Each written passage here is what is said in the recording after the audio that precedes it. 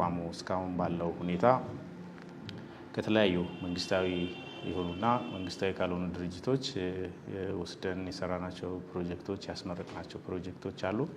እስካሁን ባለው ሁኔታ ከተለያዩ ፕሮጀክቶች ተጨማሪ እሴት ታክስን ጨምሮ ያንቀሳቀስነው ሀብት 544 ሚሊዮን 534704 ብር ይሆናል ማለት ነው። ኦልሞስት ከግማሽ ቢሊዮን ብር አካባቢ አንቀሳቅሰናል ማለት ነው። ይሄ የሚያሳየው አዳጊ የሆነ ተቋም እንደሆነና እስካሁን ባለው ሁኔታ ጥሩ የሆነ አፈጻጸሙ መልካም የሆነ ተቋም ነው።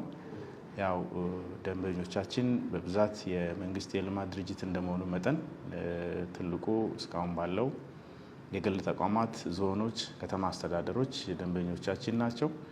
ቀጣይ ደግሞ ሰፋ ባለ መልኩ እንደዚሁ ገባ ብለን ምንሰራ ነው የሚሆነው። ያው በተቻለ መጠን የኛን ተቋም መርጠው እንዲገለገሉ በተለይ የክልል ቢሮዎች፣ ኢንስቲትዩሽኖች፣ ኮሚሽኖች ያሉት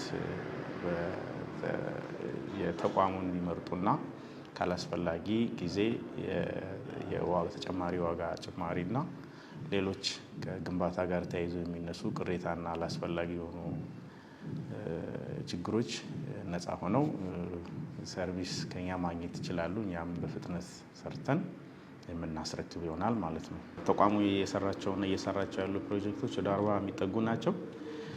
ከዚህ ውስጥ ወደ ግማሽ ያሉትን የሚሆኑትን ሰርተን አስረክበናል።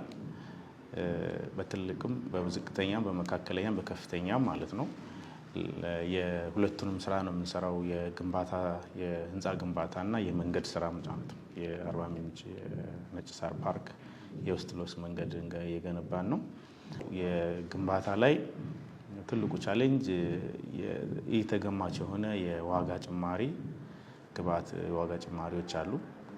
ይሄ ያው የትኛውም የግንባታ ላይ የተሰማራ አካል ፌስ የሚያደርገው ችግር ነው።